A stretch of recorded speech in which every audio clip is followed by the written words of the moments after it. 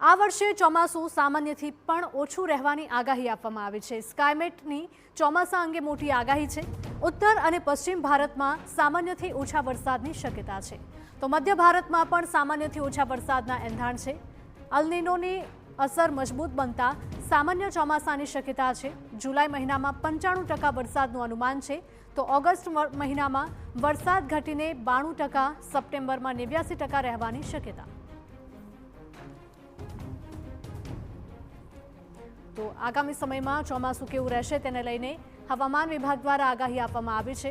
આ વખતે ચોમાસું સામાન્યથી પણ ઓછું રહેવાની આગાહી અપાઈ છે। સ્કાયમેટની ચોમાસા અંગે આ મોટી આગાહી છે કે ઉત્તર અને પશ્ચિમ ભારતમાં સામાન્યથી ઓછો વરસાદ પડી શકે છે, તો મધ્ય ભારતમાં પણ સામાન્યથી ઓછા વરસાદના એંધાણ છે। તો આ સાથે જ અલ નીનો મજબૂત થતા સામાન્ય ચોમાસાની શક્યતા છે। જુલાઈ મહિનામાં 95% વરસાદનું અનુમાન છે, તો ઓગસ્ટ મહિનામાં વરસાદ ઘટીને 92% થઈ શકે તેવી આગાહી છે। સાથે સાથે સપ્ટેમ્બર મહિનામાં 89% વરસાદ રહેવાની શક્યતા।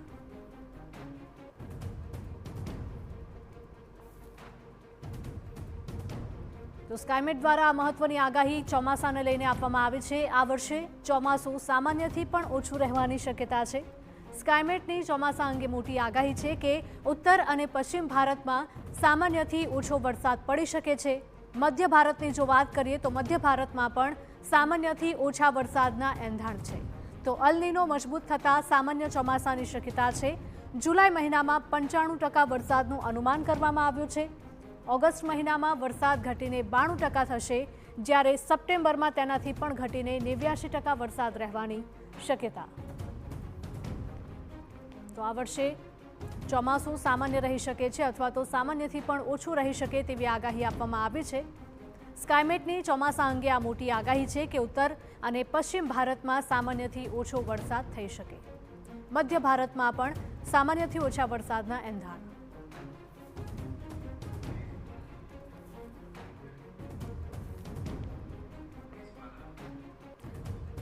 હવામાન વૈજ્ઞાનિક મહેશ પાલાવત આપણી સાથે જોડાયા છે। મહેશજી, જણાવશો કે જે પ્રકારની આગાહી કરવામાં આવી છે એક પ્રકારે ચિંતાજનક પણ કહી શકાય, કારણ કે સામાન્યથી પણ ઓછું રહેવાની ચોમાસું आगाही આપવામાં આવી છે। देखिए हिरल, ये बात सही है कि जो स्काईमेट ने पूर्वानुमान बताया है वो जो लॉन्ग पीरियड एवरेज रेनफॉल होती है 1 जून से 30 सितंबर के बीच में 868.6 मिलीमीटर होती है, उसका 94% अनुमान जताया है। तो अल नीनो का प्रभाव रहेगा। अभी लानीना कमजोर हो गया है, फिर न्यूट्रल कंडीशन आएगी और मानसून आते आते लानीना बनना शुरू हो जाएगा।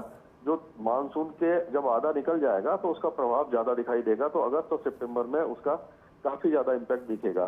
तो इसीलिए हमने बताया कि मानसून थोड़ा सा कमजोर रह सकता है। जी बिल्कुल, फार्मर्स के लिए बड़ी दिक्कत आ सकती है क्या लग रहा है आपको?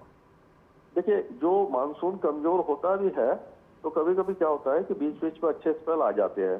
तो अगर हम अलग अलग राज्यों की बात करें तो इस बार बिहार, झारखंड, पश्चिम बंगाल और उड़ीसा, जहां पर पिछले कई सालों से बारिश नहीं हो रही थी, वहां पर अच्छी बारिश की संभावना दिखाई दे रही है। लेकिन अगर नॉर्थ वेस्ट और सेंट्रल इंडिया की बात करें, जैसे पंजाब, हरियाणा, दिल्ली, राजस्थान, उत्तर प्रदेश, मध्य प्रदेश, गुजरात और महाराष्ट्र, तो यहाँ पर सामान्य से कम बारिश होगी। तो सामान्य से कम बारिश का मतलब ये नहीं कि सूखे जैसे हालात रहेंगे, क्योंकि वेदर सिस्टम जो बंगाल की खाड़ी से चलते हैं वो पश्चिम दिशा में आगे बढ़ते हुए तेलंगाना और महाराष्ट्र होते हुए गुजरात और पूर्वी राजस्थान तक आते हैं। तो हमने देखा था कि पिछले कुछ सालों से गुजरात में और राजस्थान में और मध्य प्रदेश में बाढ़ आ जाती है, यानी कि बहुत ज्यादा फ्लैश फ्लड आता है, काफी ज्यादा नुकसान होता है।